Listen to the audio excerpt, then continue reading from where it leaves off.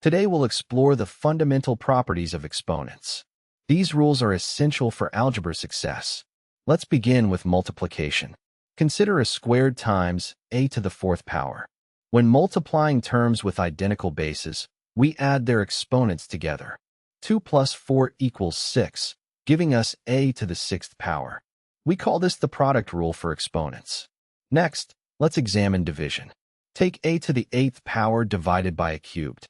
For division problems, we subtract the exponents from each other. 8 minus 3 equals 5. This gives us a to the fifth power. We refer to this as the quotient rule. Now consider raising powers to powers. What happens with a to the fourth raised to the third power? When raising one power to another power, we multiply the exponents together. For times 3 equals 12. This becomes a to the 12th power. We call this the power rule for exponents. Remember this important fact. Any number raised to the zero power always equals 1. This applies to all non-zero numbers and variables. Let's examine why these rules work.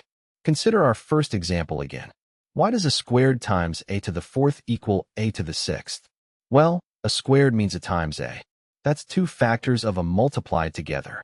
Meanwhile, a to the fourth means a times a times a times a. That's four factors of a being multiplied. When we combine them, we get 6 factors of a total. Therefore, it equals a to the sixth power. Let's understand the division rule better. Take a to the eighth divided by a cubed. Why does this equal a to the fifth? Well, a to the eighth represents 8 factors of a multiplied together, and a cubed represents 3 factors of a multiplied together. When we divide, each in the denominator cancels with 1 in the numerator. We can eliminate 3 factors from both top and bottom.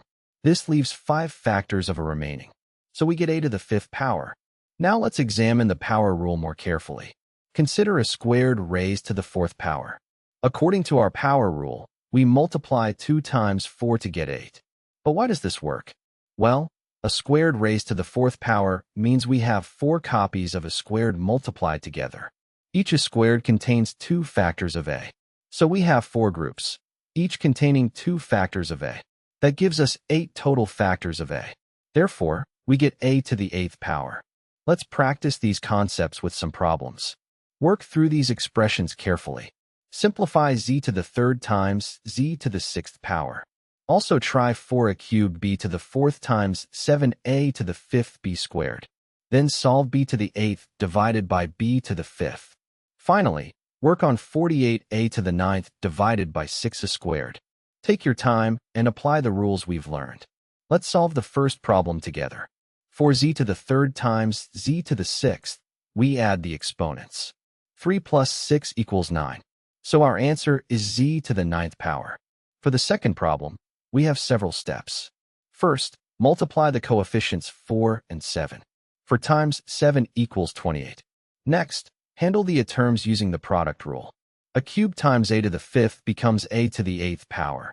Then handle the b terms. b to the fourth times b squared becomes b to the sixth power. Our final answer is 28a to the eighth b to the sixth. For the third problem, we use the quotient rule. b to the eighth divided by b to the fifth requires subtracting exponents. 8 minus 5 equals 3. Therefore, our answer is b cubed. For the final problem, we handle coefficients and variables separately. 48 divided by 6 equals 8. For the variables, a to the ninth divided by a squared means subtracting exponents. 9 minus 2 equals 7. So our answer is 8a to the seventh power. Let's tackle more challenging problems now. Try a to the sixth raised to the fourth power. Also work on 3 to the fourth raised to the second power. Then solve 5a to the sixth raised to the second power. Finally, attempt 3a squared raised to the fourth times 2a cubed squared. These problems will test your understanding of multiple rules. For the first problem, we use the power rule. 6 times 4 equals 24. So a to the sixth raised to the fourth power becomes a to the 24th power. For 3 to the fourth raised to the second power, we could multiply exponents. For times 2 equals 8. But let's calculate step by step instead. 3 to the fourth power equals 3 times 3 times 3 times 3. That's 81. So we have 81 squared. 81 times 81 equals 6,561. That's our final answer. For 5a to the sixth raised to the second power, we distribute the exponent. The coefficient 5 becomes 5 squared, which equals 25. The variable part becomes a to the sixth times 2, which equals a to the 12th. So our answer is 25a to the 12th power. For the last problem, let's distribute each exponent first. 3a squared raised to the fourth becomes 3 to the fourth times a to the eighth. 2a cubed squared becomes 2 squared times a to the sixth. Now 3 to the fourth equals 81. 2 squared equals 4. Multiplying 81 times 4 gives us 324. For the variables, a to the eighth times a to the sixth equals a to the 14th. Our final answer is 324a to the 14th power. Let's try some advanced problems involving fractions. Consider 6a squared b cubed divided by 2ab to the fourth, all raised to the third power.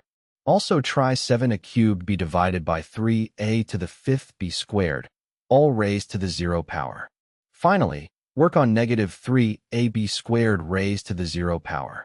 These problems combine multiple concepts we've studied. For the first advanced problem, let's distribute the third power to everything. 6 becomes 6 cubed, which equals 216. 2 becomes 2 cubed, which equals 8. The terms become a to the sixth divided by a cubed, which equals a cubed. The b terms become b to the ninth divided by b to the 12th, which equals b to the negative third. 216 divided by 8 equals 27. So we get 27a cubed over b cubed. For the second problem, anything raised to the 0 power equals 1. So the entire fraction raised to the 0 power simply equals 1. For negative 3ab squared raised to the 0 power, only the ab squared part is affected by the exponent. The negative 3 stays separate. So we have negative 3 times 1, which equals negative 3. Now let's discuss negative exponents briefly. What does a to the negative 3 power mean? How can we make this exponent positive? When simplifying expressions, we prefer positive exponents only. To fix a negative exponent, we move the base to the opposite position. If it's in the numerator, move it to the denominator. As we change positions, the exponent becomes positive. So a to the negative 3 becomes 1 over a cubed. Similarly, 1 over a to the negative 4 becomes a to the fourth power.